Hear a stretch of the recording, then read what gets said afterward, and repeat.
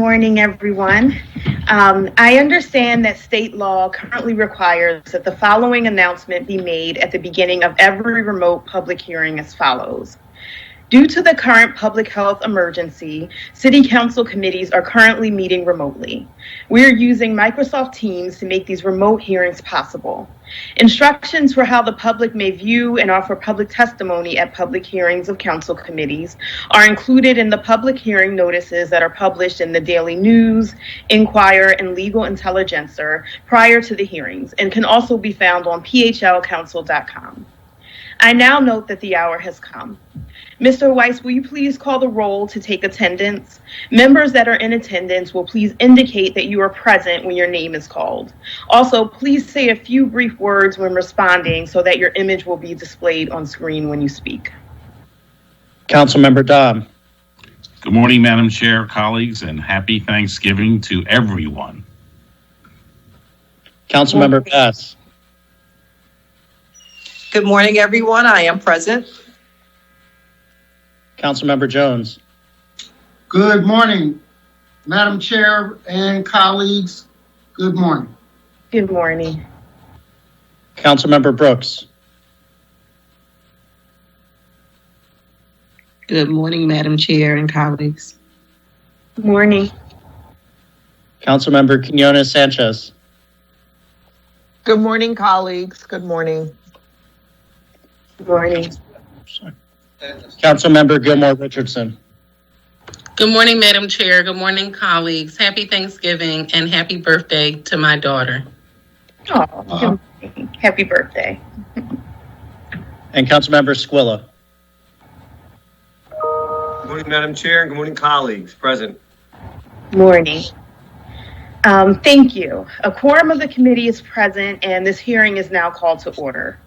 I also want to acknowledge the presence of Councilmember Gim at this time. The council member is not a member of this committee, but as a sponsor of the bill before this committee today, she has been invited to make comments during the hearing and ask questions of witnesses. The council member will not take part in the public meeting at the conclusion of the public hearing.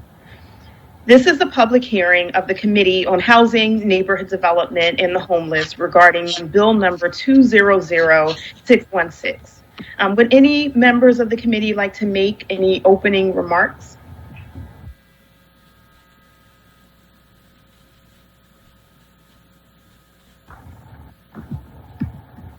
Okay.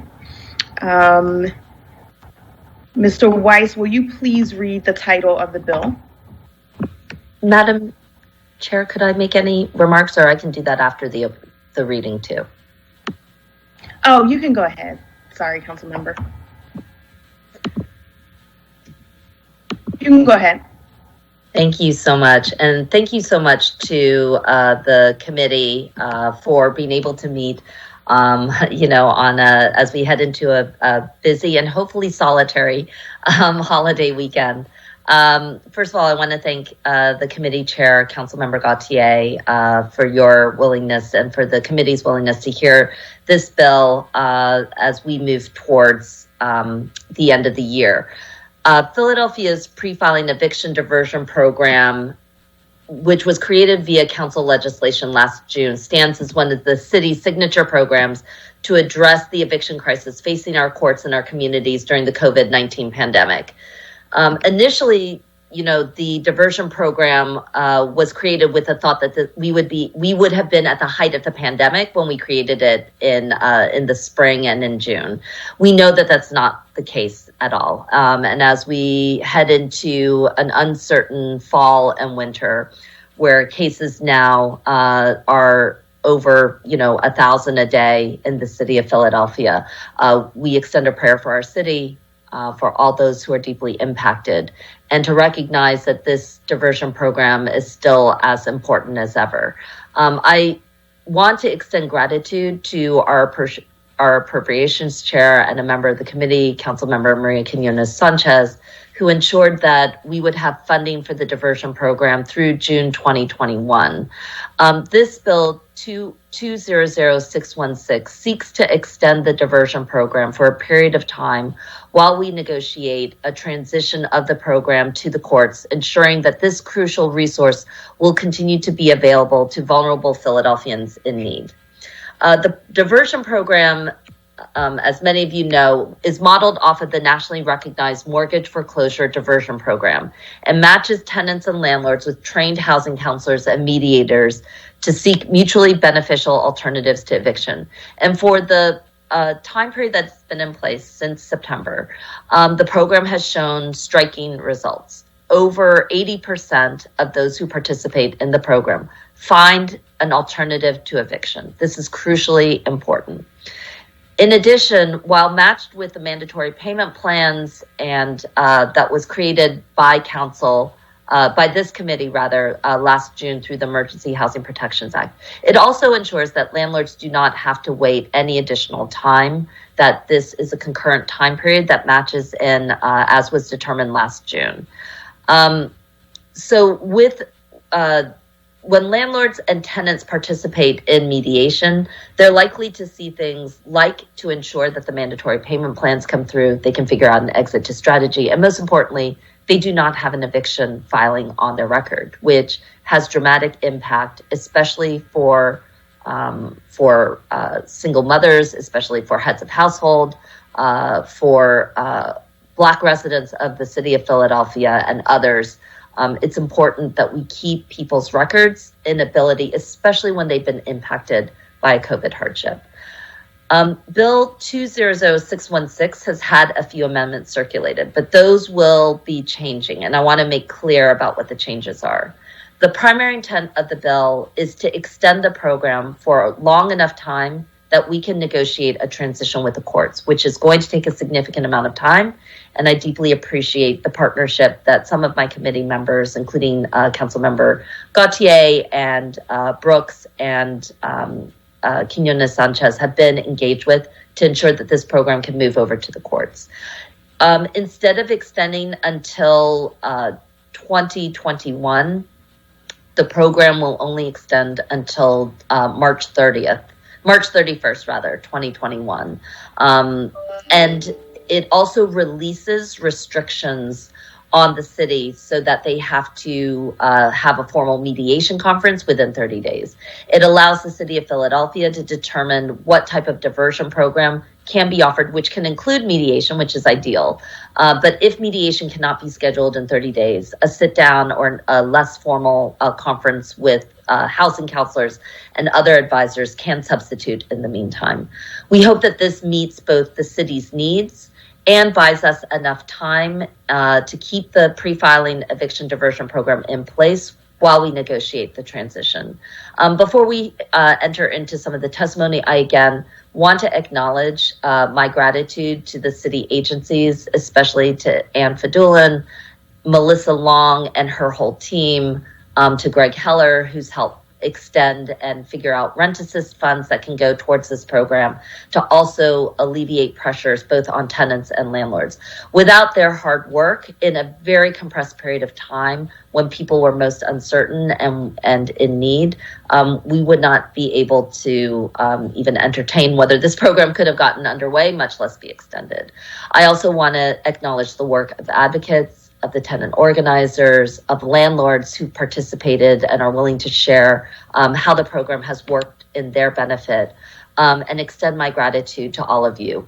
Our commitment is to keep housing as a central and core means of the public safety, of public health, and as a human right. And as we move towards those things, your engagement, your voice, and your visibility matters more than ever. So with that, I want to thank the committee for your time this morning to move an extension through this committee. Thank you. Thank you. Mr. Weiss, will you please read the title of the bill? Bill number 200616, an ordinance amending Chapter 9-800 of the Philadelphia Code, entitled Landlord and Tenant, to address matters related to the landlord and tenant relationship during the novel coronavirus of 2019 pandemic, including but not limited to periods of applicability of various provisions such as the applicable period of the eviction diversion program and timeframes applicable to qualification for certain provisions, all under certain terms and conditions.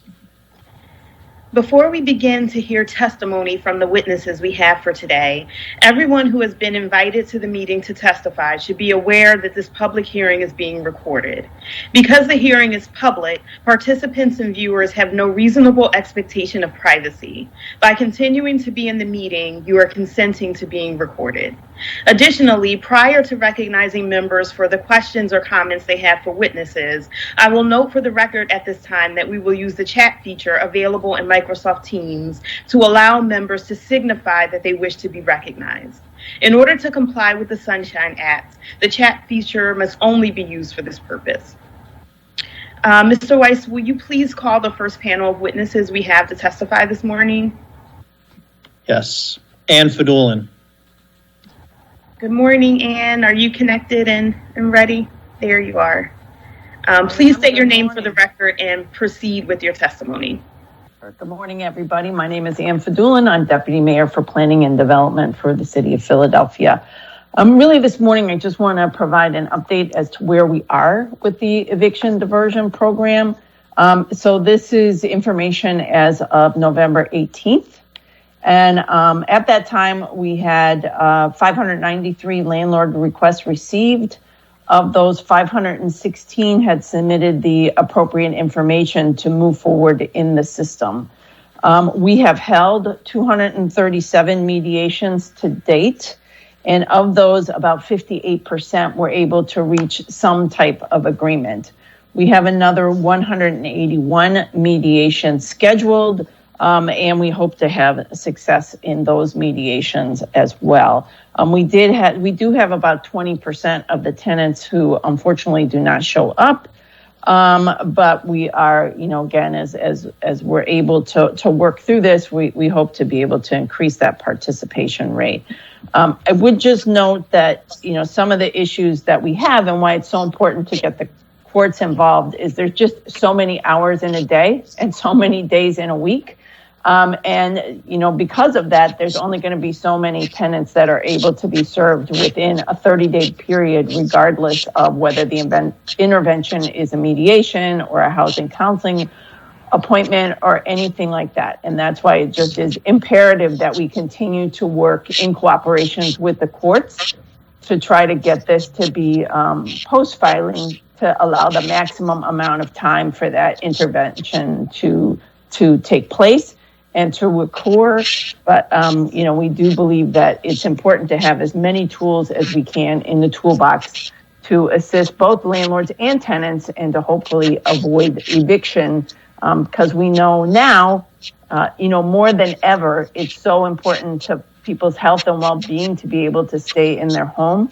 But again, another tool in the toolbox, and we know we have a lot more work to do. So I appreciate everybody's time this morning, and I appreciate the partnership we've had with City Council on this effort and all the advocates and all our partners. Everybody has just been amazing, rolling up their sleeves to get this done. Thank you, Ann. We appreciate your work and partnerships too. Are there any questions or comments from members of the committee? Councilmember Quinones Sanchez. I think Councilmember Gim was before me, so I'm gonna, since she's the bill sponsor, I don't know if you want to let her go first.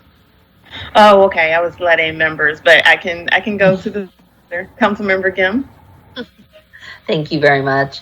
And could you talk about the additional funds that are being made available for rent assist? Because I know that was one of the questions that without funding attached for actual rent assistance program, payment plans become more of a challenge. Other types of options become more of a challenge. But I think we figured out some ways. So if you could just speak a little bit to the total amount of money that the city will make available for the next right. So there, next week, when there's the hearing on the transfer ordinance, included in that is I think $3 million. $3 million. I'm sorry, getting my money confused. I'm sorry. $3 million is pre-COVID. 2.5 approximately is for this eviction diversion program. So that will definitely be helpful. Currently, we've been trying to access the existing rental assistance programs, which is a little tricky because that money has to be spent by the end of this calendar year. We do have a little bit of that money available, so we are trying to see if there's a way to utilize some of those dollars as well. However, that's a little bit tricky. And again, hats off to all the staff that are working on Rent Assist. They literally have been working 24 hours a day, 7 days a week since we stood that program up in June. They are beyond exhausted, but they continue to push that money out as quickly as they can, and to be amazingly flexible in figuring out how to rejigger things based on all the various requirements of the different types of funding. Also, next week, we're going to have a hearing on some additional CDBG COVID dollars we are receiving. And again, the bulk of those will be going to some form of rental assistance. And I think we're trying to figure out, could we marry those with eviction diversion? Don't have a specific answer to that yet, because again, all our rent assistance folks are working on getting the dollars out the door that must be out by the end of this year.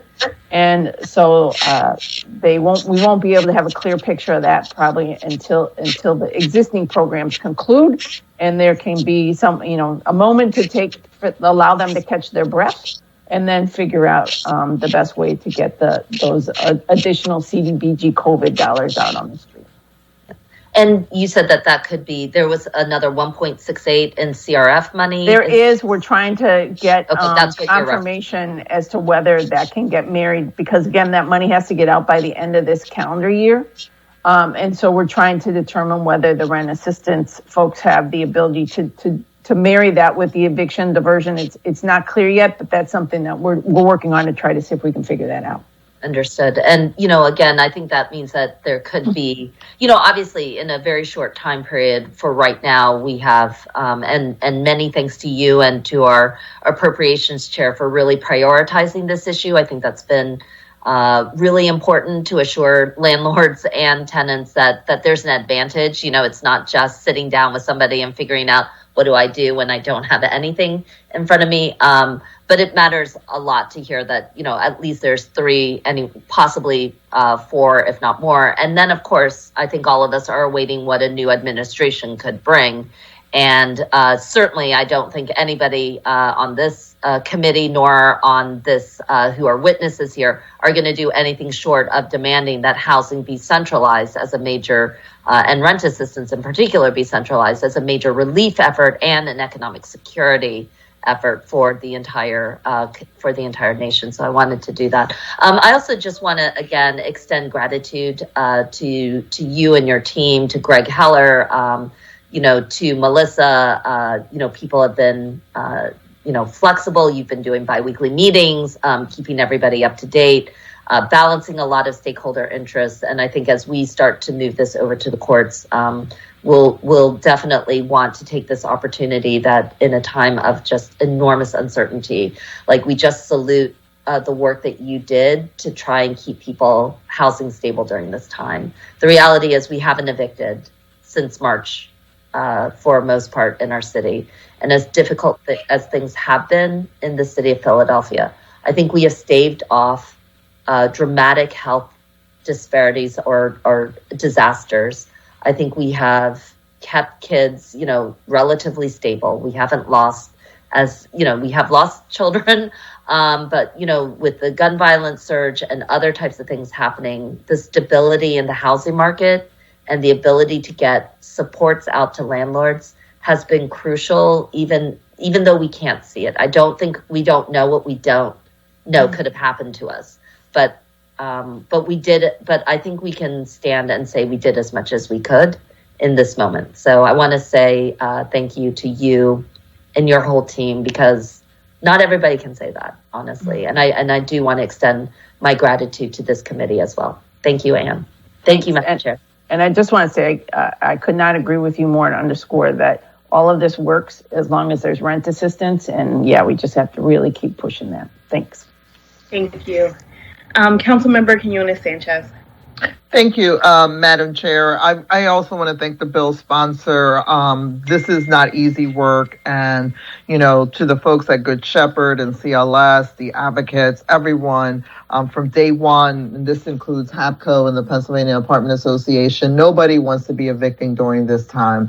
And folks, sometimes when we're in this process, there are different interests and different things that we have to manage. But I want to thank the bill sponsor for, working with our team, and to Ann and Melissa and Greg and all of the other folks. If we gave them $20 million more, they'd figure out how to help more people. And so the focus has to continue to be federal resources, state resources, although we're quite disappointed with what they've done with their budget and their CARES money. Just want to put it on the record, really upset and disappointed.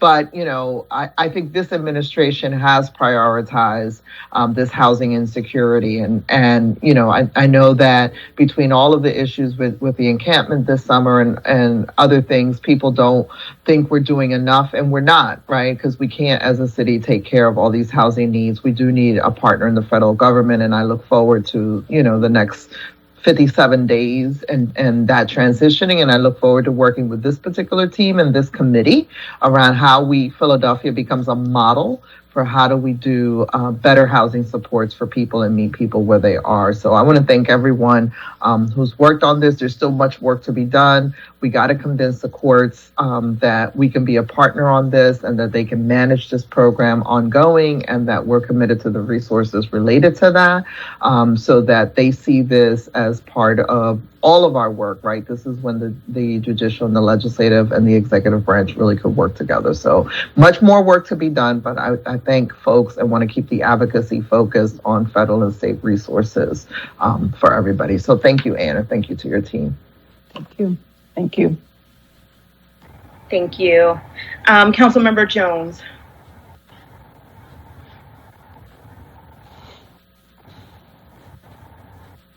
Thank you, Madam Chair. It must be Thanksgiving because there's a lot of thanks going around today. And I concur with all that has been said, but I'd like to take a deeper dive into, you mentioned that there were over 500 counseling sessions or mediations. Is that correct? We've had over 500 landlords, almost 600 landlords apply. Of those, a little over 500 sent in the appropriate documentation. We've held 237 mediations. We have 181 additional mediations scheduled. So that's about 418 either mediations held or scheduled. You also mentioned that 20% of the time folk don't show up. Do you have a rationale as to why? I don't have any more information of that. I think we can try to ascertain, but if people don't show or don't respond, it's hard for us to ask them why. So I just think, that I'm totally speculating here, but people have a lot going on right now. And it's not always easy, particularly in times of COVID, to be able to access folks. Not everybody, as we know, has access to the same technology as everybody else. And so although folks do as much outreach as possible, it could be that they get a call from somebody who they don't know and they don't feel comfortable responding, or I'm not exactly sure all the ways that we're trying to touch, or they get a letter from somebody or something. But I don't have a clear understanding, but I just think, oftentimes these folks have a lot of other things going on and a lot of pressures on them, and they just may not be able to respond the way that we would hope that they would be able to and be able to access this type of assistance. To the degree that you can, keep track of the why so that you can provide that to the chair. Secondly, of the 20% that do not show, what then is the disposition of the mediation or case? So what happens if they don't show is essentially there's a 30-day period, and after that, no mediation or counseling session was able to be held. And so then it's my understanding the landlords are free to then file. Of the 200 plus that have found their way to the mediation table, what has been the general disposition of that 200? So of those 200, around, I have that number, about just shy of 60% have been able to come to an agreement. So they have been able to stay. And then there's, then we've got the 20% that didn't show. And then, there's a handful of other reasons why different agreements didn't happen. Some people end up just deciding to vacate the unit. So we're having just shy of about a 60% success rate. I think we should keep track of that other 40% as well, to make sure we understand. So if you go to mediation, you do not agree, what then happens? So if you go to mediation, you do not agree, again, once the 30 days have passed, the landlord can file for the eviction. All right. Of the funds that our appropriation chair and our housing team have been able to beg, borrow, and not steal, what percentage of them has gone directly to tenants, and what percentage of them has gone to property owners and or landlords? So I don't have fully that information in front of me. So the first 2 phases of rent assist went to landlords. The third phase that we're working on now is going directly to tenants. I would have to get we can provide that information. I'd have to get it from Greg Heller. And he's not on the phone today or at this hearing because he's busy actually getting that rent assistance out on the street. But we can provide that information. As far as this particular program, we've got about 1.6-ish devoted to the operations.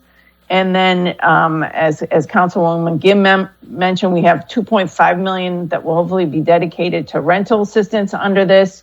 We're trying to figure out if there's an additional $1.6 million in CRF funds that we can get out on the street in relation to this by the end of the year. And then there might be some additional CDBG COVID rent assist dollars available. Also, through the existing folks that have been going through mediation, one of the ways we've been trying to deal with the rent to payment agreement is to get folks involved in our existing rental assistance programs. And I don't have an exact number on that, but I would say that we are trying to put as much money as we possibly can into actually doing rent assist. And I do know that of our total amount of CDBG COVID dollars that we've received, about 51% is going into rent assistance. So it is very important to me as a council person, and I would hope to this committee, that we keep track of our good work. And what do I mean by that? If it ain't measured, it ain't managed. If we're going to ask for more dollars in these categories to the new government coming in January under CDBG dollars or what other categories, they're going to want to look at our success rate or not so successful rates to be able to measure how we can appropriately allocate and distribute those dollars. So even in our successes, we should be proud of them. But even in our things we can do better, we should be able and prepared to say to funders, if we had 2 more counselors, if we were able to do another mailing, if we were able to have a lawyer in the courtroom to mediate on the spot when it's filed, I don't know what those suggestions are, but if a request for funding continued, or additional funding is to come. These measurements are critical. Thank you, Madam Chair. And I just want to clarify, we are tracking this. I just don't have all the detailed information of what you've asked today, but we can definitely get that to you because we are tracking everything as much as we are able to track it. So we will definitely follow up and get the information that we can get to you about those. So kudos on your successes. Let's monitor those things we need to improve so that we can be good advocates for you and these programs going forward at the state and federal level. we can coax our state partners to do more when we have these kinds of positive results as our ammunition. Thank you, Madam Chair. You're on mute, Madam Chair. Thank you, Vice Chair Jones, for those great questions and points. And if you could get that information to us as a follow-up, that'd be fantastic. Sure. Councilmember Gim, did you have a point of clarification? Yes, just a really quick one. I know that if you include people who are no-shows, you are saying that there's a certain percentage. But if you include people who actually show up to the mediation, so when both parties show up, what is the success rate of the mediation program in that Just aspect? shy of 60%, the 58%. That does not include the. So I'm trying to say, of the when both parties show up. Of the 237 mediations held, we have a 60% success rate of folks entering into agreement. And does the 237 include when a party does not show up to the mediation? Yes. I'm not sure, to be honest with you. I think the 237 includes like 40 or 50, 55 maybe, because there's like a handful of landlords who don't show up. But yeah, there's like so what I have in front of me, unfortunately, doesn't have that broken out. It looks like, it includes, because I get a number of 446 at the end. I think what our understanding is, and we'll double check. So this is my understanding based on what I'm looking at, right? Yes. There's 237 held, 181 scheduled, which is a total of 418. And there's 120, so I'll just say this, 126 have entered into a payment agreement. Okay. I know it's confusing. I think the only thing I just wanted to clarify for Councilmember Jones, and maybe if some of the other tenant advocates can get on, there are a number of tenants who don't show up, and we're going to have a meeting with, landlord tenant officer, a hearing about that, discussions with the courts about just a longstanding challenge about, communications to tenants on this, and I want to keep this brief. My understanding is that the number does include 52 tenants and 7 landlords who don't show up. So when you take those numbers out, when both parties sit down at the table together, the mediation success is extremely high. It's 80%. But we can figure that out. I just want to clarify that, and then I'll just be honest with you. I'm not sure that jives with the numbers that I'm looking at, because I don't believe a mediation is held if the tenant or the landlord doesn't show up. I don't think we count that as a mediation held. So all I can tell you is that I know definitively is 126 have entered into some type of payment agreement. And I would just say this also points out why it's so important to continue to work with the courts to get this post-filing. So we had an extended period of time, because that allows more time also to get the tenants at the table. And I think part of that is because, 30 days is really 20 business days. And so that's a short period of time to try to get in touch with the tenants, get something scheduled, get the response, all of that. So the more that we can get this and get the courts involved and have it post-filing and maybe extend that time frame to get the tenants and the landlords to the table, hopefully we can improve that success rate. Thank you. And so these are things that we can follow up with to make sure that we have the correct data. I think it's important to note that it'd be great if it were 80%, but even if it's 60%, that's an overwhelming majority of success and for a new program. And that's really important and notable. Council Member Gilmore Richardson.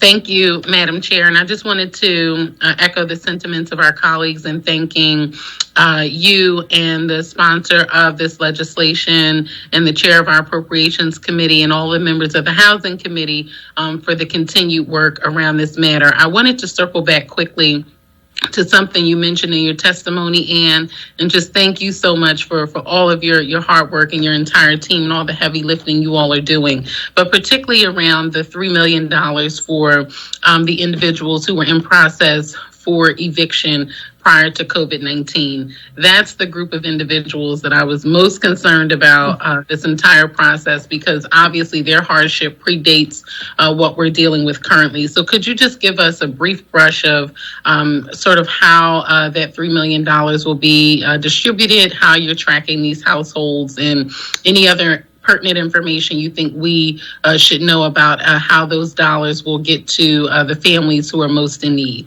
Thank you very, very much. Yeah, thank you. So honestly, again, over my previous comments, because we've got everybody just working crazy trying to get money out the door before the deadline, the end of the year, we have begun some preliminary discussions about how to deal with the pre-COVID filings and the criteria for that. But we likely will not be able to solidify that and roll it out until early calendar year 2021. We are trying to figure out how do we match that with what we're already doing, but it will likely require some type of difference in that program, and we're trying to figure out what that is and what that application looks like and how we deal with that. We have had some conversations with Eva Gladstein and her staff to help us take a closer look at what those pre-COVID filings look like. What is that population? What are criteria that make sense beyond some of the ones that we've discussed with City Council already? And to just really understand what that population is and make sure that we are gearing whatever the requirements are in such a way that we can try to, spread that money out as far as we can and serve as many folks as we can. So hopefully I'll have more information in detail about that in early 2021. But frankly, I wasn't going to pull people off the line now to figure that out now. Well, we've just got this mad rush going on to get money into the hands of landlords and tenants by the end of the year. Okay, thank you very, very much. And I look forward to that continued work. And I'll definitely be following up with your office relative to those households. We've been working with Phila Works on how we're tracking those individuals, particularly those who have filed for unemployment during this process. So I'll definitely be following up with your office. Thank you very, very much. Thank you. Thank you, Madam Chair. Thank you. Councilmember Dom. Thank you, Madam Chair. And I also want to echo the sentiments of my colleagues and thank everybody for all this work. And especially I want to thank the staff who do a lot of the work behind the scenes and really make us look good, which thank God, but they do a great job. So I want to thank them. And Councilmember Gim, thanks for your willingness to align this bill with the shared goals of the committee. Appreciate it very much. Thank you. And Ann, I have a question for you. The mediations, and thank you, by the way, for your great work, Ann. The mediations you're doing that aren't successful, are there any tools we can supply you with to help make them more successful? I think I'll have to find out exactly what those issues are, because I'm sorry, this report in front of me says things like there's a graceful exit. So I don't know about that. And then I've got a big chunk here that says mediation held, result is other. So I'm trying to get more information about what exactly that means. I think part of what happens is when you have the folks that are closest to the program putting together the report, they understand what the weeds mean. Other folks don't. So we're going to get more. So it looks like that in some cases, no agreement. There's very few, it looks like, where no agreement was reached, right? That number I have is 6. So that's a low number. So I really need to understand what this other category means. And once I have that, then we can figure out if there's some other tools that need to be provided so that we can, again, meet the objective that we all have, which is to try to assist as many of these tenants as possible. Yeah, I think, speaking for myself, and hopefully the committee will be as flexible as possible to give you the tools to make more of these mediations work. It's so important to keep people in their homes. It's important for the tenants and it's important for the landlords. It's important for both. So thank you for your work. And Madam Chair, thanks for this hearing and the opportunity to support this bill. Thank you very much. Thank you. Councilmember Bass. You're on mute. Good morning. Can Good you hear morning. me? Yes, we hear you now. Good morning. So I just had a question, and if you could talk just a little bit about the mad rush, as you said, as we are wrapping up here we are at the end of this program at the end of the year, and I had a conversation with Greg Heller just recently, who informed me about the need to increase the numbers in my district. In the 8th district, in terms of reaching out, making sure people understand the program, that it's available.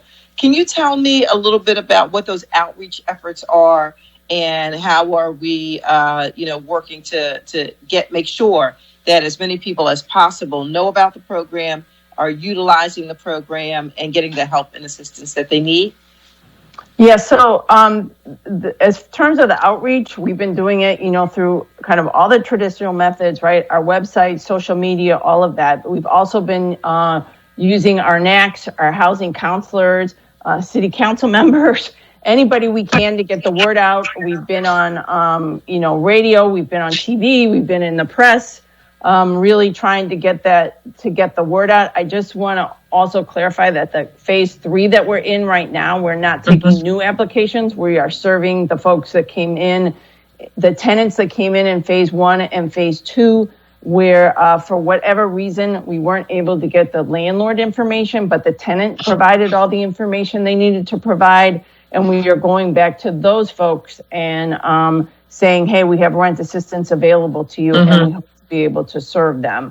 And I know that the intake folks have been tracking where the intake had been coming from when we had the applications open for phase 1 and phase 2, to identify that if we were not getting applications in certain areas of the city, that we enhanced the outreach efforts there. And so just an example of that, probably not necessarily your district councilwoman, but we did notice in the first few weeks of the programs that we weren't getting many applications from that next population. And so we stepped up our efforts around getting things out in Spanish and things like that. We've also been working, with Chinatown to make sure that things are getting out in Asian languages. And so they've been tracking that and trying to, leave no rock unturned to get to reach out to as many folks as we possibly can. Okay, I thank you for that. I also want to just state that as a district council member, as a partner in all of this, it probably would be helpful if we had an idea to be made aware of what the numbers are in our district versus what the expected need is, so that we can make adjustments as a council. We're your partners. We want to be helpful, but we need information to be able to be helpful to you. So if you, and to be helpful to our constituents. So if you have that information that you could get out to all members of council, but specifically to district members, so that we know that we should be doing a particular type of outreach, or come up with an outreach strategy. We're all on social media. We're all, connected with community groups and neighborhood organizations. And so these are the kind of things that we could do to help spread the word. Because to be quite honest, I had assumed that, we were utilizing the program in the 8th district as much as everybody else. And it was only through my conversation with Greg that I was made aware of otherwise. So, this is a great opportunity. I want to thank the sponsor and the committee and the entire council for making it happen.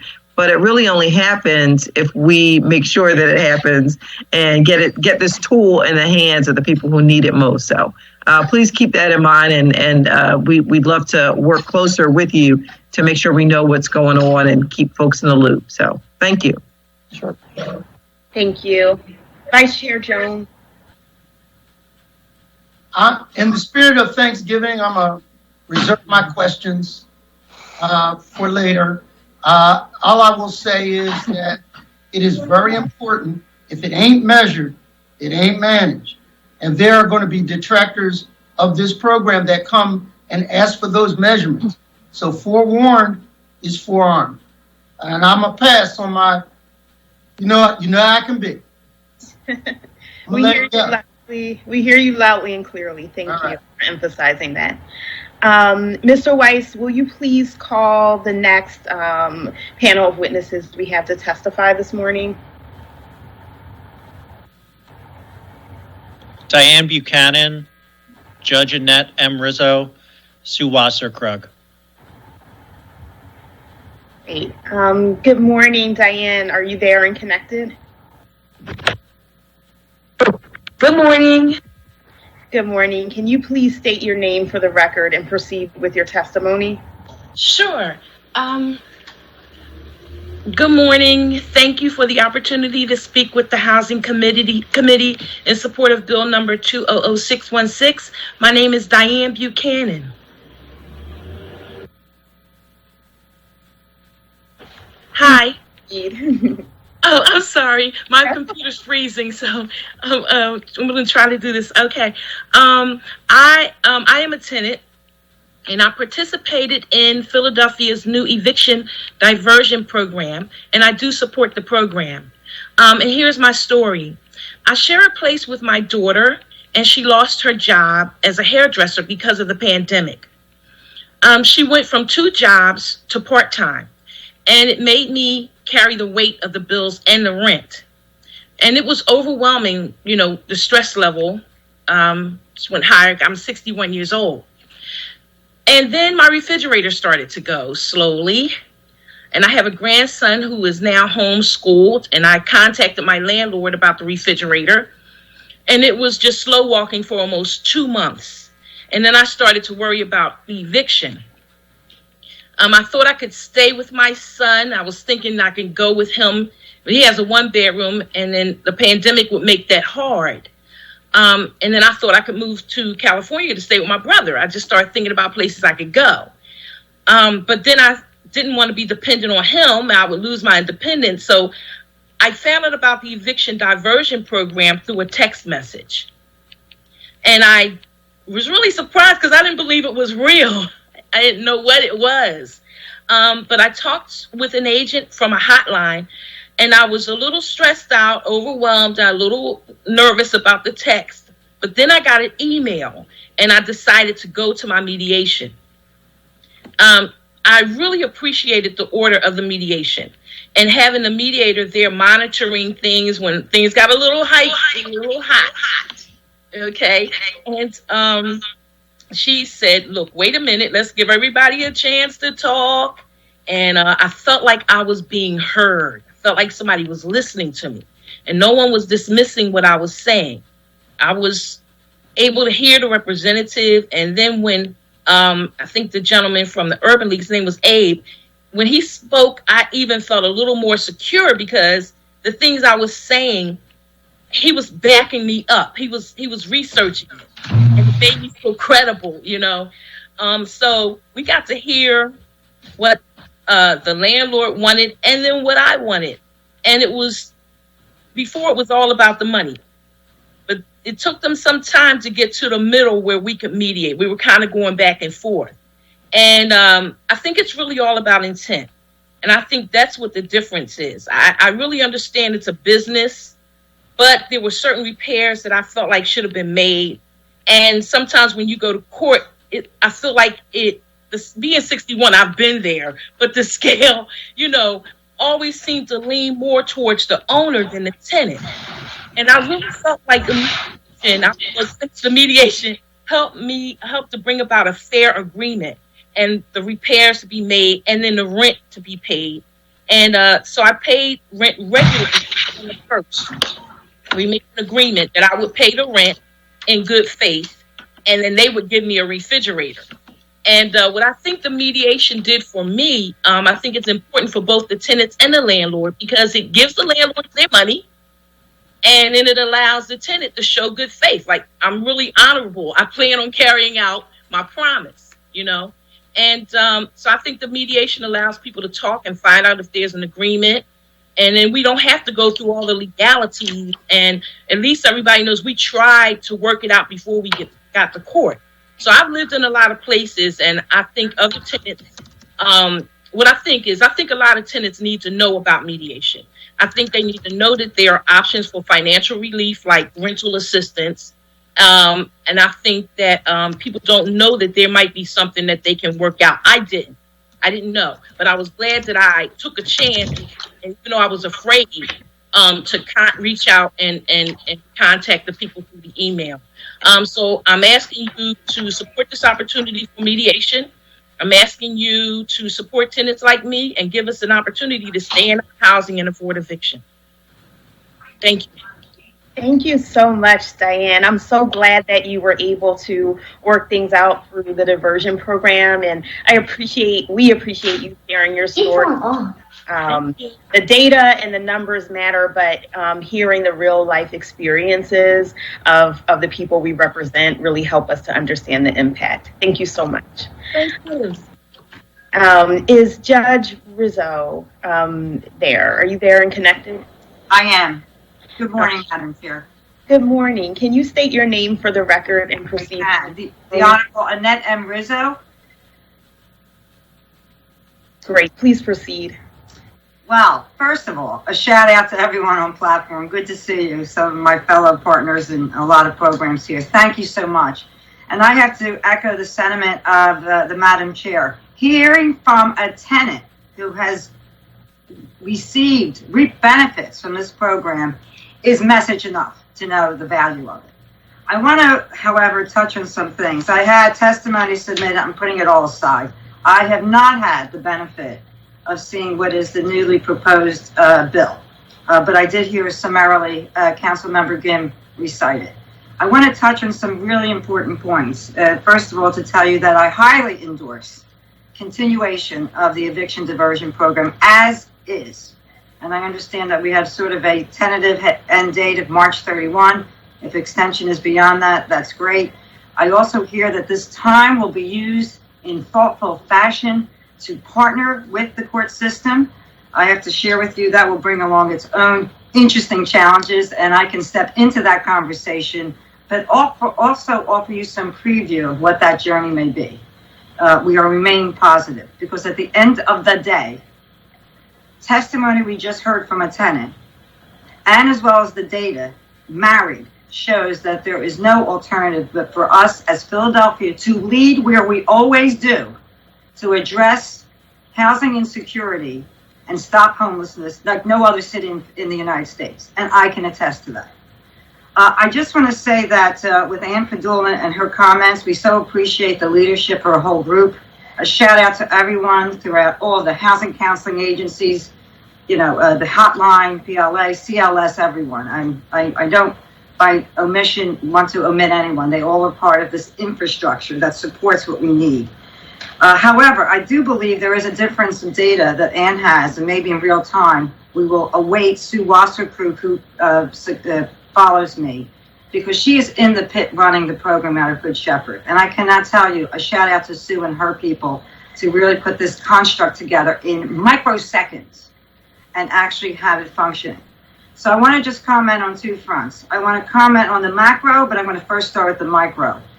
You lead by example. So as much as I was asked to step into this conversation from my experience with the mortgage foreclosure diversion program and where that has been and goes, I also have to step into it as an actual mediator. I have been in the pit serving as a mediator. Not only that, I have called to arms 19 fellow colleagues, former federal and state judges, not even from Philadelphia, but from across the country of JAMS, who have stepped up to train and oversee some of these mediations. The entire alternative dispute resolution community in our local Philadelphia Bar Association and others have volunteered to step up as an army on a pro bono basis to actually run these mediations. And they must be celebrated because that is not a line item on your budget.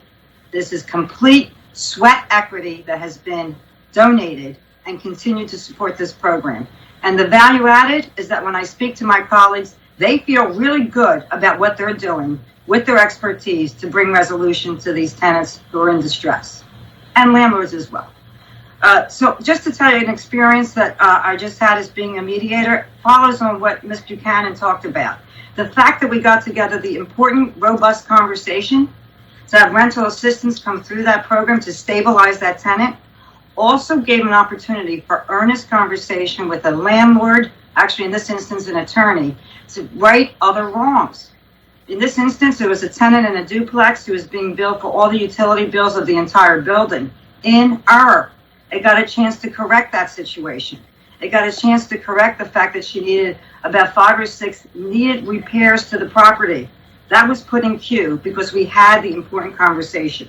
So holistically, approaching all of this, it's an opportunity for tenants to get rental assistance, to get immediate need and stability for their families, for that community. It also is for the landlord to know that we want to maintain a good tenant-landlord relationship. Let's make this better, and to make sure that their property is kept in good working order. We want our landlords to remain fully stable. We don't want them. I don't want to see them in a mortgage foreclosure diversion program. We need to stabilize. This program works. I might say, though, in some of the questions I can address directly about what is going on. Well, Councilmember Jones, you've been my partner for many years with mortgage. You were there at the beginning. It is all about the data, the data, the data.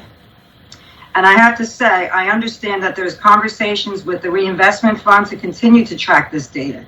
They were there at mortgage to track our successes, to really be our report card of whether we really were meeting mission of what our program was. And they stepped up to the plate and did it. They have compelling studies they have recently done in the landlord-tenant eviction universe to show the data and the impact economically on our region.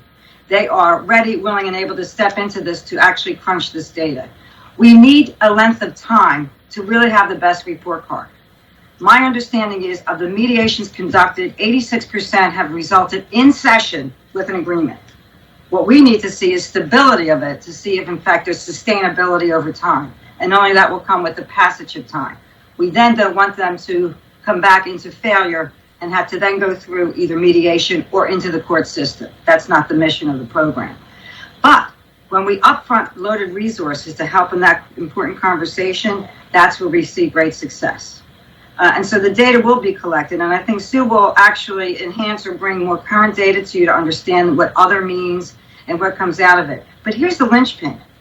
Once we have the conversation and the mediator takes possession of the conversation, they are then the SPOC, the single point of contact, or the housing counselor can be the SPOC, to follow up out of session to make sure an agreement is reached. I've also had that experience as a mediator, where perchance the tenant was unable to attend at that point. There was follow-up by amazing housing counselors to actually engage the tenant to join in the process, and an agreement was reached. So it doesn't necessarily end at the steps of the actual mediation. That's where the connectivity is so vital. And to roll back that, there's 2 things that must happen, and I think Ann Ordinance spoke of it. The outreach. Yes, you do through all your normal channels. You use your NACs. We have seen this. This is a playbook we have in Philadelphia, and how we got under the tent distressed homeowners who were not coming into the system. The question was asked, why aren't they coming into the system? Skepticism, being overwhelmed. We didn't have a pandemic in 2008 when the financial crisis came, and that's, as we all know, an additive that no one expected, and it is daunting. But there's abilities to do the outreach through neighborhood NAC groups. We've seen it. It happens. Utility bills, notices, or doing all your usual media. And then I'm going to harken back to a phrase I used in 2008. Build it and they will come. We have built it. We're growing on it. It's from infancy to toddler phase. And we only will reap benefits of it if we stay with it and understand that as time goes on, the system will in itself improve and extend itself to others. So I know I'm going beyond my time, but I really need to emphasize, we have the playbook. Stay with it. The only other component I need to share with you is hearing for the first time, using this framework to actually be an active conversation with the courts. When something comes under the umbrella of the court, it is then a filed action. And I don't know if that is, in fact, abutting against the intent to not have filed cases against distressed tenants. I also know there will be budget issues that come under a state court system that may have to actually be married with the interests here. But in diversion, housing counselors have been budgeted, thankfully, through the city and other state funding and other things such as that. However, we have to understand this is a delicate ballet of dance, and I am offering my services. I know Councilmember Gimme have led that charge to help with sort of that delicate conversation with our beloved court system, which in and of itself is going through, of course, the strained times dealing with daunting dockets since the courts closed. So I offer support on the micro and on the macro, and also all the great interest and all of the energy and focus and vision that comes out of the group on platform. I'm honored to have been called into the conversation and love seeing you all. The best and a blessed respite for all of you, since you really are stressed leaders at this incredible time. Thank you. Thank you so much, Judge Rizzo, for your work and dedication and for sharing your firsthand experience with the program. Councilmember Kim, did you have a comment? Yes. Again, I also want to echo the council chair's gratitude to you, Judge.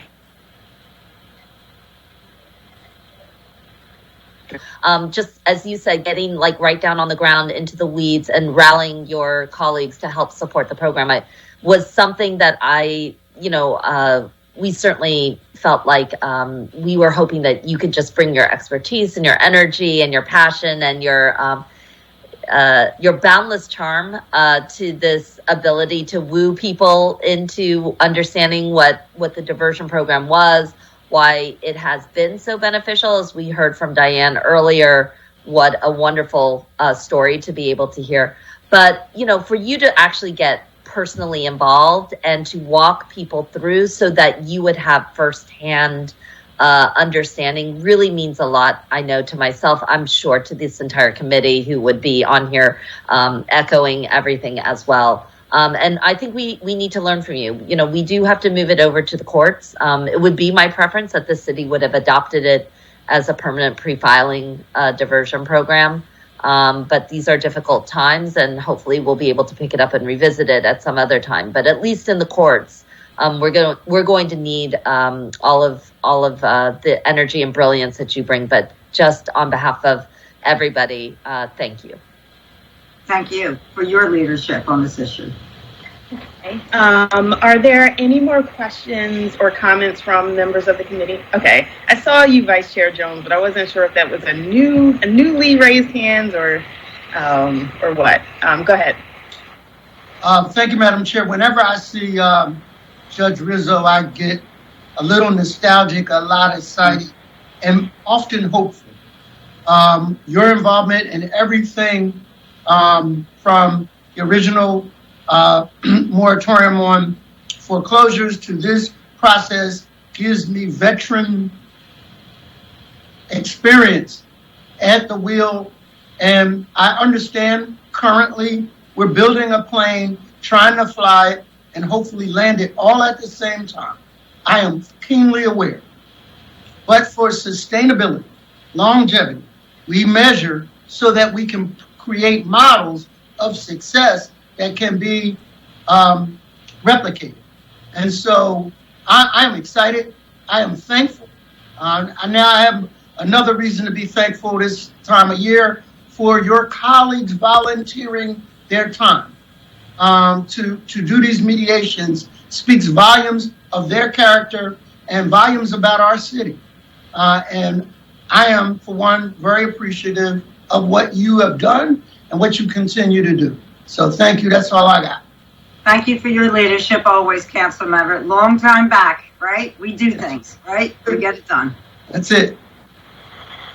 Thank you so much. Sue Wasserkrug, are you there and connected? Yes, I am. Can you please state your name? Can you please state your name for the record and proceed with your testimony? Yes. So my name is Sue Wasserkrug, and I'm the program administrator at Good Shepherd Mediation Program. We are a community justice center that offers a range of services, including mediation and facilitation, training and consulting, and restorative justice practices.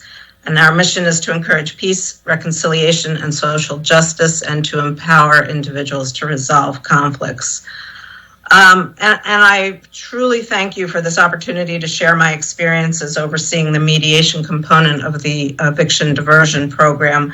We are really honored to be part of this amazing effort, and obviously we support the continuation of the project. Similar to Judge Rizzo, whose efforts we are just thrilled to have her on board with us. I'm going to scrap most of my prepared testimony so that I can jump into the discussion about outcomes. But first, I just want to mention we have about 80 trained volunteer mediators on this project. Many of whom, as Judge Rizzo indicated, are from JAMS and also from the Philadelphia Bar Association. These incredibly generous individuals are very talented in the art of conflict resolution, but they do not have the knowledge or access to resources that the housing counselors possess. And, clearly everybody here today appreciates the importance of the housing counselors in this effort. The reason I bring it up is to sort of mention the 30-day issue. That 30 days often just is not enough time for the housing counselors to have meaningful contact with the tenants. And consequently, we have to schedule mediations that just simply cannot be productive because of that inability of the housing counselor to connect with the tenant. And so that just causes real frustration for the tenant, the landlord, the housing counselor, the mediator, and the mediation scheduler, of course. And so a lot of times what happens, and I think that perhaps this is not being reflected in the numbers that have been presented so far. What happens in a lot of these cases is the parties all realize they don't have the information or the resources at the table, so to speak, in order to engage in a productive mediation session. And so we might not code that, and so we might either code that mediation as other, and usually what we'll write in the write-in portion is negotiations will continue. And I think that in a lot of those cases, we've only been doing this for 2 months, so the negotiations are still continuing. If the parties feel like it would be useful to come back to the table, we will schedule a second mediation session.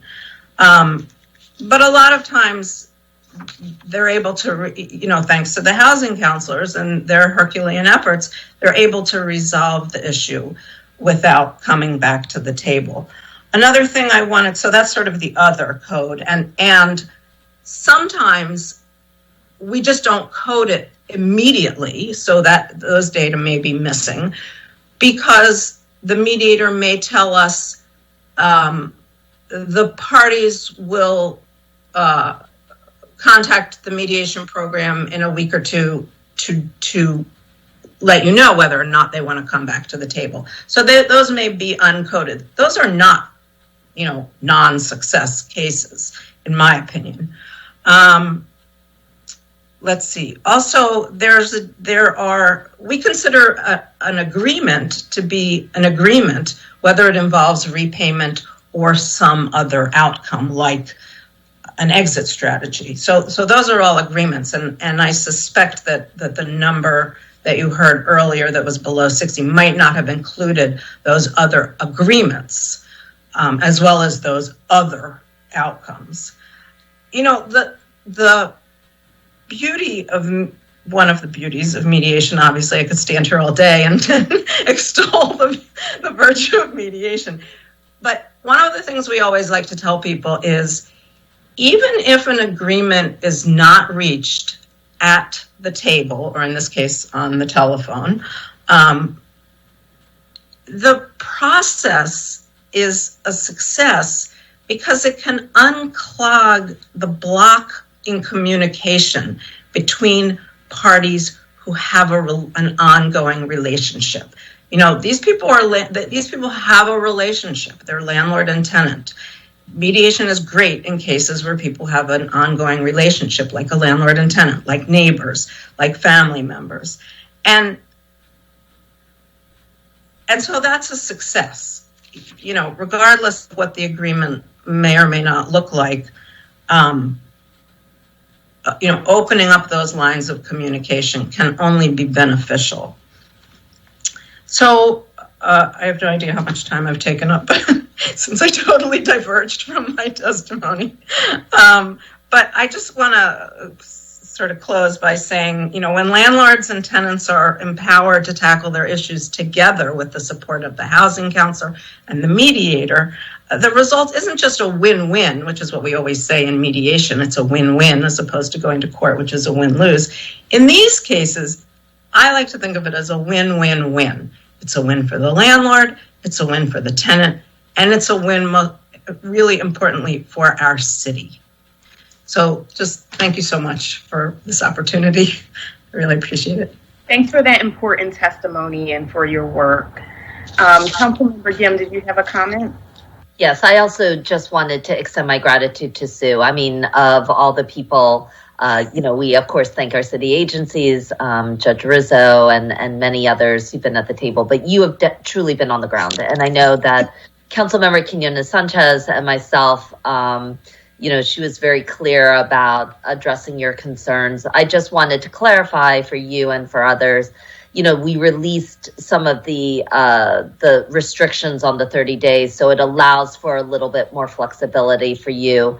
And really, our hope is that your work and experience on the ground will help inform what the program ultimately looks like as we move towards a court transition. But again, in the most difficult of times, you and Good Shepherd, as you said so beautifully, you're not just a believer in mediation for the legal purpose of meeting a mandated, bill requirement. You actually believe it reveals better opportunities for two parties to face a difficult hardship, a COVID-related hardship, and negotiate out something that is humane. And sometimes that's money.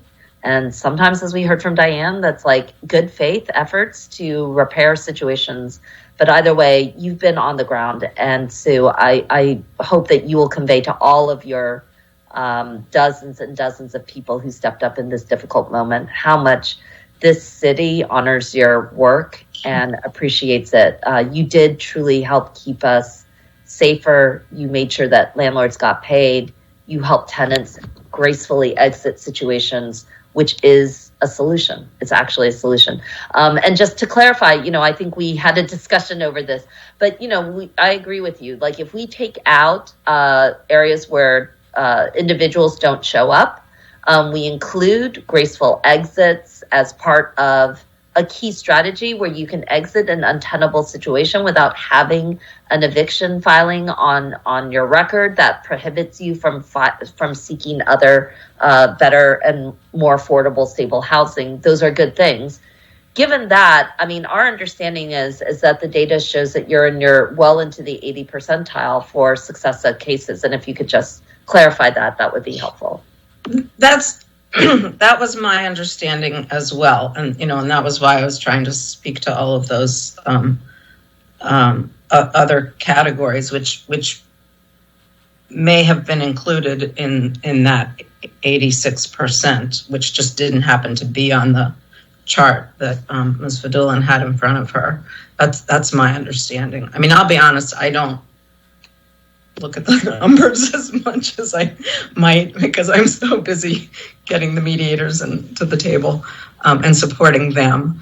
But that was my understanding was that 86%. And that the other thing I might say is that, the sort of prevailing wisdom in the field of mediation is that when the parties come to the table, an agreement is usually reached in, 80 to 85% of the cases. So, when you consider that, these mediations are happening under such stressful conditions and often without the resources that have been intended to support them, to have that success rate, I'll be honest, I'm pretty proud of that. Yeah, that's an amazing result. And look, I think the council chair said it beautifully. Even if it were 60, it would have been a majority of residents find something other than eviction. But I think the more accurate number is when we actually sit down and have two parties work together, it's an overwhelming percentage that actually seek an alternative to eviction. And I think the key that we're trying to unpack here is that we have for so long thought that eviction, while many people say, well, it's a point of last resort. Well, we actually don't create other alternatives. We don't have mandated alternatives. And to some extent, we always had voluntary alternatives, but people don't know what they don't know. And I think through this process, we have shown that when two parties sit together with a knowledgeable individual sitting with them, even when we didn't have enough money at the table, and now more money will be coming in, we can reach an alternative to eviction in over 86, in an overwhelming number of cases, whether it's like, however much we want to say, whether it's 60, whether it's well over 80, that is phenomenal for a program that is less than 2 months old, that got built on the fly. I want us to underscore that in a city that used to be the fourth highest evictor of all major cities in the country, we did 19,000 evictions a year. We have shown that there is an alternative. And when that alternative is presented, we can reduce evictions by a significant amount. Why would we not make that a central priority? And we can't just conceive of it. Somebody actually has to do it on the ground and prove it. And Sue, honestly, your entire team of housing counselors, I know, because Councilmember Quinones Sanchez and I heard this directly. I know you sweat the people that you couldn't get to. I know you think about them. We're just like, oh, that's so great. We got to all the people. But I know your people care so much. They think about the people they didn't get to.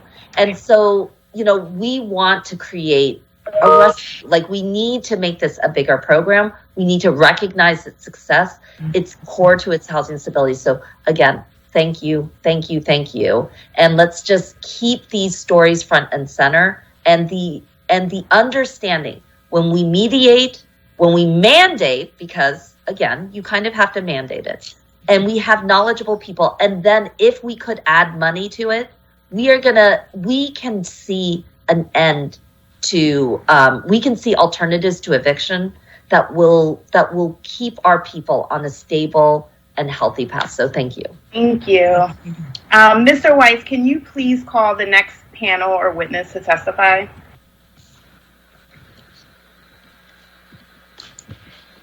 Abraham Pardo, Brianna Westbrooks, Moshe Atas. Great. Abraham Pardo, are you there and connected? Oh, there you are. Hi, good morning. Yes. Good morning. Can you please state your name for the record and proceed with your testimony? Hi, good morning, and thank you for the opportunity. My name is Abraham Reyes Pardo. I'm the Director of Housing at the Urban League of Philadelphia. The Urban League, as you know, is a civil rights organization dedicated to empower African Americans and other underserved communities since 1917. Today, I'm here to testify on my role as a HUD certified housing counselor. I'm part of a team of HUD housing counselors employed by the Urban League of Philadelphia, participating on the eviction mediation program, and I want to tell you a little bit more about that. As housing counselors, we provide support for tenants in the eviction program. I meet with them before in order to review their goals and their financial capabilities and hopefully preserve their housing. I help tenants to apply for rental assistance and other programs, including grants to help them stay afloat. I review their finances to see what payment plans are possible, and we make proposals to landlords for mediation. During mediation, we attend and act as advocates for tenants. We make sure that tenants' voices and concerns are heard. Tenants are very relieved to have the opportunity to meet with the landlord and put a face to the process. And I want to open a parenthesis here, something that was not part of my testimony, but Diane just brought it up, which is the fact that, for example, in her case, as we were mediating with the landlord's representative, and we were talking about the case and all these claims were being made, I was researching on the LNI website and dismissing some of the concerns that were being brought up by the landlord's representative. But anyway, tenants have an extra set of eyes to look more closely at what's going on. Often they can feel like finally someone is understanding and not immediately dismissing their concerns. When money is at stake, sometimes landlords are very quick to just want to talk about payments. There is a real need for tenants to get things out of their chest, and that's part of the process as well. Mediation allows landlords to get to know a little bit more about what causes people to fall behind during the pandemic and know that it's not intentional. These are situations beyond our control. These are real people. These are real lives who unfortunately ended up just having trouble. I help tenants to articulate their needs and make sure these needs are met in a sustainable agreement. These agreements also include making regular payments as part of a payment plan proposal. Our goal is to walk out of the mediation session knowing the next steps with a solid plan that will satisfy all participating parties. Why not give the tenants the chance to see what's possible before going to court? We have a pandemic and there is a lot of people struggling for time and capacity. It does not make sense going to court when we can work out agreements. Court can be a very stressful, and tenants can often be confronted with the idea of the fear of going in front of a judge. I think this type of program was due before the pandemic, to be honest with you. We kept hearing about the difficulties tenants were experiencing, but there hadn't been a real role for housing counseling agencies until now. I knew we could intervene because we are already helping with the mortgage foreclosure diversion program. There are a lot of similarities. We connect struggling Philadelphians with resources to try to stay on their homes. I think housing counselors, as housing counselors, we are equipped to help out, and we have proven over the last few months that we can do it. We have the knowledge, the skills, and the patience to support these distressed tenants. I support extending the mandate for landlords to participate in mediation. It means more tenants and landlords will reach sustainable agreements. Thank you. Thank you so much for your work and your testimony, Ibrahim. Brianna Westbrooks, are you there and connected? Yes, I am. Good morning, everyone. Good morning. Please state your name for the record and proceed with your testimony. Thank you. I am Brianna Westbrooks, Government Affairs Manager with the Pennsylvania Apartment Association, and I'm here to offer our thoughts on Bill 200616. I'm not going to go through all of the written testimony that has been circulated to the committee, but I do want to highlight, underscore, bring to your attention a few things that I think deserve to be highlighted. So the first thing that I want to make sure to emphasize is that with this diversion program, I think one of the best things that has emerged from it, and this is credit to Ann Fadula and Melissa Long, they convened, I guess, a stakeholder group, a task force, a team, however you want to refer to it, that oversees and checks in bi-weekly with the process and everything that's going on with the program. I'm a part of that group, and what I find really productive about the group is not only do we check in on the program and discuss some of the things that can be fine-tuned to make it work better, but also through that group we resolve some of the other issues that have arisen during this weird COVID time period.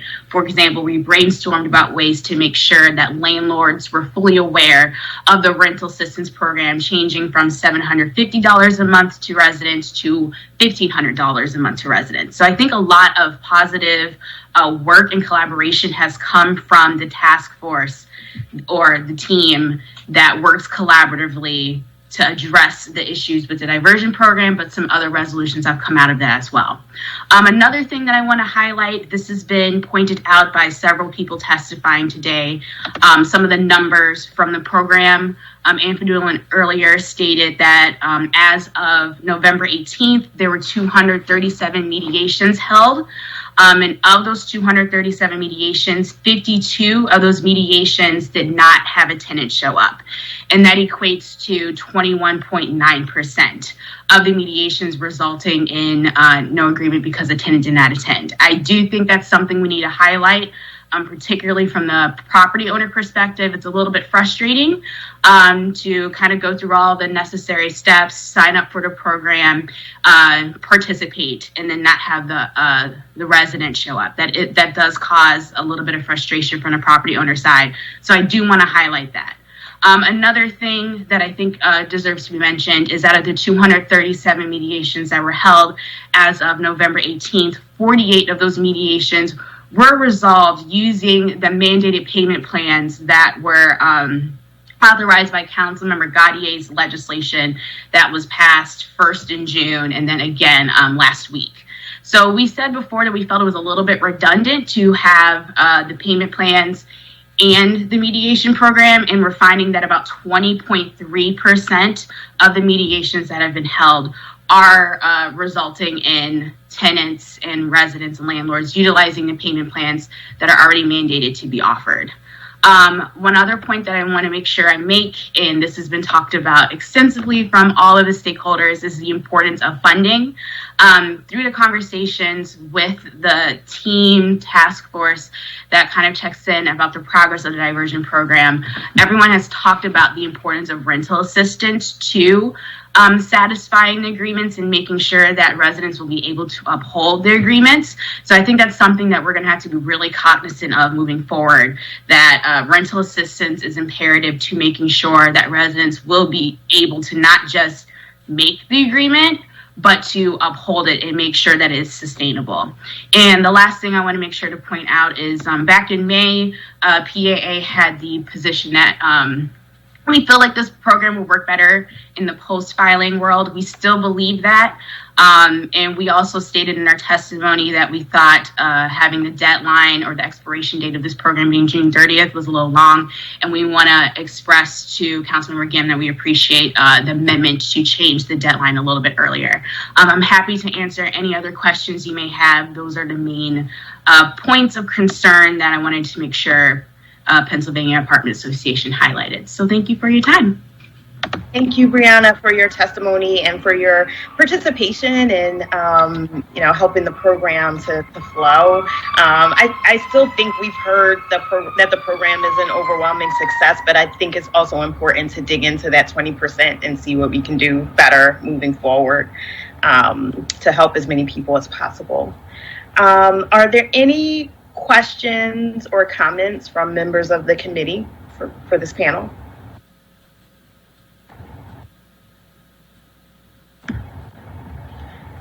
Okay. There being no further questions from members of the committee and no other witnesses to testify, I will ask if there is anyone else present in this hearing whose name we have failed to call and that wishes to offer testimony on any of the bills being considered today. Council member, there's one more witness on this panel. Sorry, Moshe. I am so Atas. I'm sorry, Mr. Atas. Please state your name for the record and proceed with your testimony. My name is Moshe Atas. Please proceed. Yes, I'm a landlord, and actually, I heard whatever I wanted to say first from the tenant, and then from the judge, and of course from Sue, where I was privileged to be in two of my mediations with her. All those things that was said are in favor of this program. I totally agree. This is a great program. This is a way to create a bridge between the tenant and the landlord to walk safely on it and communicate with each other. And that this is the communication is extremely important. Just examples of non-communication.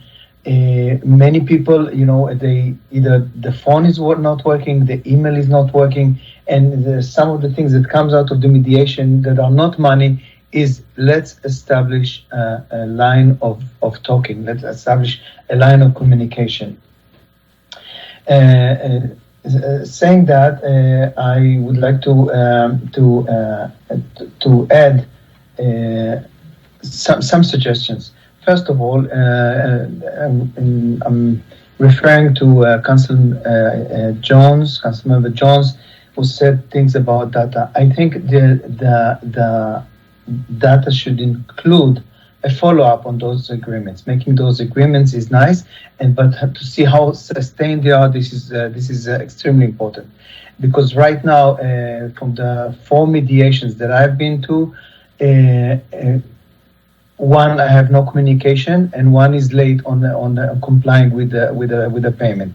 And I think there should be some kind of follow-up on that in this program, the EDP program. And another thing is that, of course, the collaboration with court, because my advocacy about and the reason that I see that this program is so amazing is that anyway, when you go to court, you go for mediation. You're not standing in front of the judge immediately. You go for mediation. But that mediation is full of resentment and animosity. All you want to do is to either evict that person, and all the tenant wants to do is to stay in your house and not paying for it. And in those mediation in the EDP, there is talking, there is understanding, and the tenant was the tenant Diane. I'm sorry if I mispronounced. Mentioned that clearly. You know, I was a teacher once, and I was a teacher in a very specific in a different country, and I was a teacher in a very specific realm where I was teaching everything, but the idea of the way that I the idea of that course that I was teaching is to change the center of gravity of your responsibility for your life to yourself. And I found that I would like to teach, not me, or I like to see a program of the teach tenant to take responsibility of certain because money is going to run out, and if you go to a house and if you see young people that are not working, and I don't know, I don't want to be judgmental, but it is honorable to work. It is honorable to make even minimum wage, and it is honorable to take responsibilities and run your life rather than bills and evictions run you. So I think that this program should develop to something that is more. And last thing, it also has to do with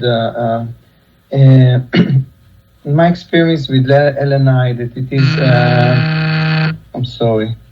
My experience with LNI it has been that it is.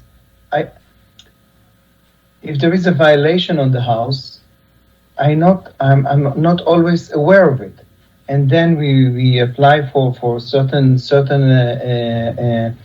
city help, and when you fill up all the documents and everything, and all of a sudden you see that you have a violation, and I think all those, the EDP agreement violations, rental license should be being into one system. That there'll be some kind of portal that you can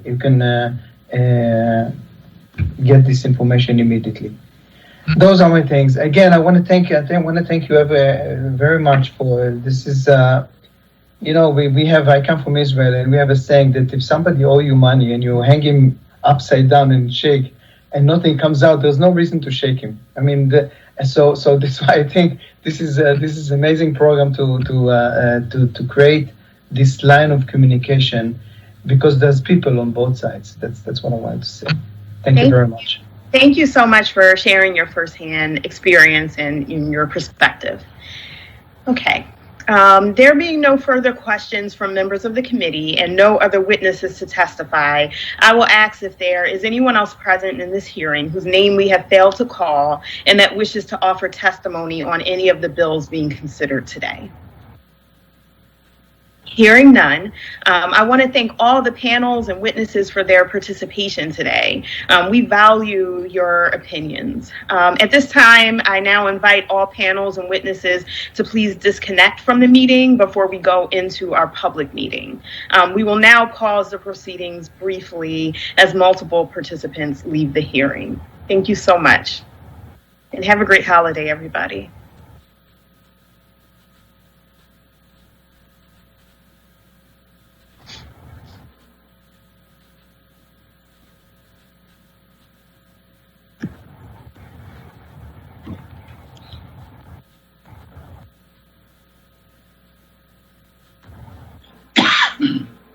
Okay, this concludes the public hearing of the committee. We will now go into a public meeting to consider the action to be taken on the bill before this, on the bills before this committee today.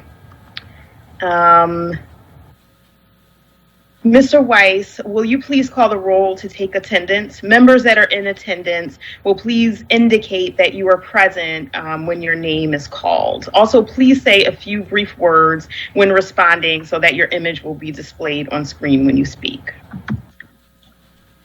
Councilmember Dom. Present. Councilmember Bass. I am present. Thank you. Councilmember Jones. Present. Councilmember Gilmore Richardson. Present. Councilmember Brooks. Present. Councilmember Quinones Sanchez. Present. Councilmember Squilla.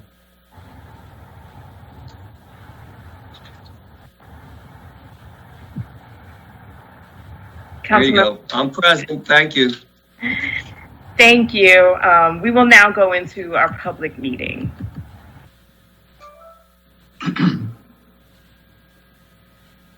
The chair recognizes Vice Chair Jones for a motion on the amendment to bill number 200616. Thank you, Madam Chair. I have an amendment I offer to amend bill number 200616. A copy of this amendment has been circulated to all members of the committee. I move for its adoption. Second. It has been moved and properly seconded that the amendment to bill number 200616 be approved. All those in favor of the motion will signify by saying aye. Aye. Aye. Aye. Those opposed? The ayes have it, the motion carries, and the amendment to bill number 200616 has been approved. The chair recognizes Vice Chair Jones for a motion on bill number 200616 as amended. Thank you again, Madam Chair. I move that bill number 200616 as amended be moved from this committee with a favorable recommendation. I further move that the rules of council be suspended to allow first reading of this bill in our next session of council. Second.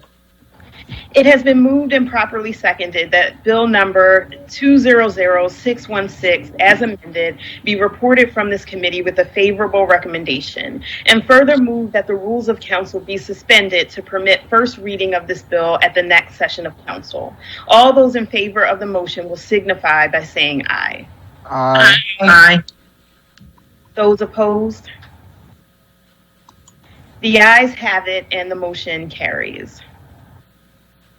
This concludes the business of the Committee on Housing, Neighborhood Development, and the Homeless for today. Thank you all very much for your attendance, and please have a great holiday and a great weekend. Can I make a brief comment, Madam Chair? Sure. Yeah, and if you I understand if people need to decline. First of all, I just want to extend my gratitude to the committee. When we started this program in June, as I said, we were at the height of the pandemic. There was a lot of uncertainty. We had to really work hard with our city agencies. We didn't know where rent assist was coming. Since June, we have created a program that has helped an overwhelming number of tenants. We need to do more, but we got it started in a matter of weeks. It's pretty incredible. We've drawn down over $40 million in rent assist that did not previously exist. And that had everything to do with this committee's ability and persistence in centering rent assistance and housing stability is a core part of public safety and economic security. And, you know, while there have been points of disagreement in different areas, there has been anxiety because we've been completely abandoned by a federal government that left cities to largely fend for itself. And as we head into, you know, sort of an uncertain future, like the next few weeks, including 2021 and beyond, you know, I just want to extend my gratitude to this committee. This is the day before Thanksgiving. I want to say that I am truly thankful to be in partnership with all of you to try and figure it out. We don't have all the answers.